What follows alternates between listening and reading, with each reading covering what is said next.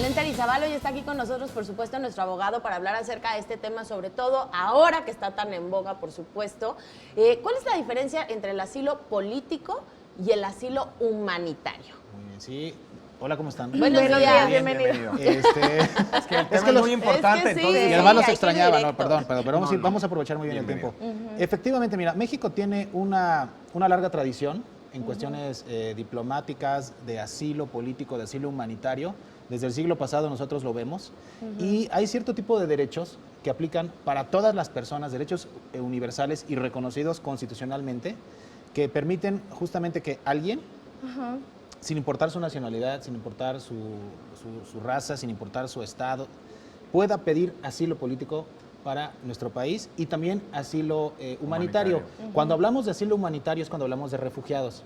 Cuando hablamos de asilo político, estamos entendiendo que es esa protección que el Estado mexicano le puede otorgar a una persona, dado que su seguridad, su vida, su libertad, sus derechos básicos están en riesgo en su lugar de origen respecto del político por su ideología, por cuestiones políticas, valga la redundancia, y por el otro lado cuando sea por una cuestión de humanidad, de apoyo en relación a estallidos sociales, a intervenciones militares, a desastres naturales, todo eso que ponga en riesgo a la integridad y la dignidad de las personas. Oye, Valente, y entonces, si todos tenemos estos derechos, o bueno, este derecho es universal, México y cualquier país, entonces, ¿está obligado a cederlos? Hay tratados internacionales. Ajá.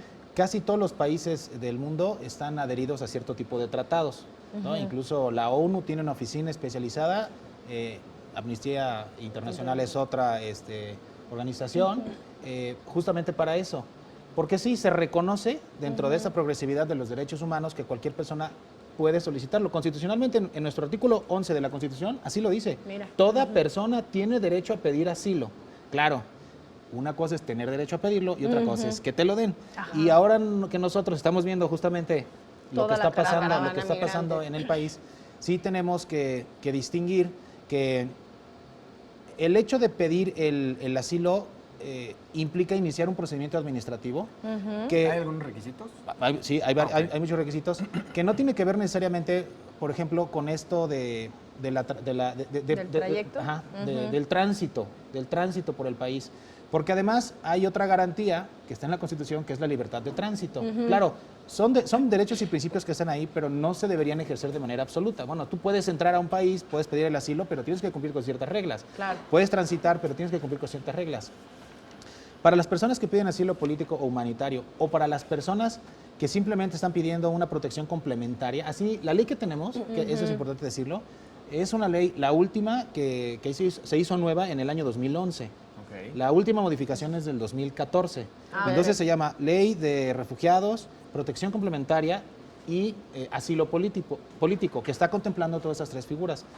La gente que entra, pide una autorización y cruza, está pidiendo un apoyo complementario, una protección complementaria, porque su idea no es que México los recoja. Sí, no, nada más que les... Estamos viendo que mucha gente sí pide el asilo político, quizá porque era su idea original, y hay que estar preparados, el gobierno tiene que estar preparado, porque mucha gente que quizá no pueda llegar a su lugar, a su destino final, que es A su objetivo, que es Estados Unidos, Se va a quedar. pues se va a quedar. Y eventualmente va a valorar si quisiera o no plantear el carácter de refugiado o el carácter de perseguido político para obtener un reconocimiento y una protección del Estado mexicano. Valente, ¿hay alguna, digo, por burdo que parezca, pero hay alguna ventanilla o algo en el que yo, siendo pues sujeto, ya sea de un asilo político, de un asilo humanitario, me acerco y entonces tengo que llevar ciertos documentos, o cuáles son los trámites que hay que hacer para que entonces se otorgue, o en el caso de no cumplirlos, ¿es rechazado, no se le otorga? Así es. Cuando un asilo político no se acredita, no se concede, o el carácter de refugiado, o simplemente cualquier cuestión de calidad migratoria, las autoridades mexicanas pueden declinarlo y eventualmente invitar a las personas a que abandonen el país. Ahora, pero ¿cuáles son los derechos y las obligaciones? Esa ley de la que hablamos marca con toda claridad que todas las personas dentro del territorio nacional y sobre todo las que piden asilo de cualquier tipo, están obligados obligados a respetar las leyes del país, reglamentos, principios, todo lo demás. O sea, no podemos esperar, lo hemos visto en las noticias, que alguien diga, bueno, pues yo simplemente porque estoy pasando por aquí me abstengo de respetar y dar cumplimiento a ese tipo de normatividad. No. De hecho, una consecuencia para que esos derechos de asilo, o incluso cuando hemos hablado de cuestión de nacionalidad, de cuestión de calidad migratoria, se puedan revocar, es justamente el incumplimiento a esos derechos de la normatividad nacional, ¿no? Oye, Valentí, ¿cuánto tiempo tienen para este tránsito? Porque yo puedo decir, bueno, voy en tránsito y ya me pasé 2 años, ¿no? Me imagino que la ley también establece Mira, esto. cuando alguien entra de manera legal al país, solo por el hecho de solicitar el asilo, el Estado mexicano le concede un periodo de gracia. un periodo de 45 días, que en la Ok. práctica realmente no se cumple. Un periodo de 45 días según la ley para que esto se pueda resolver. En ese momento también se le califica como de legal su situación, vamos a decir, migratoria, su estancia en el país. Ok. Cuando lo solicitas, así sucede. Y vamos a ver mucha gente a la que se le niega, vamos a ver mucha gente que no va a poder acreditar requisitos, o mucha gente que ni siquiera lo pidió, y entonces vamos a estar viendo cómo las autoridades migratorias actúan. Perfecto. Bueno, Valente, pues es un tema muy extenso, Así pero al es. menos ya nos esclareciste un poco las Bastante. dudas y entender muchas cosas. Te Así es, agradecemos amigos, muchísimo. Encantado.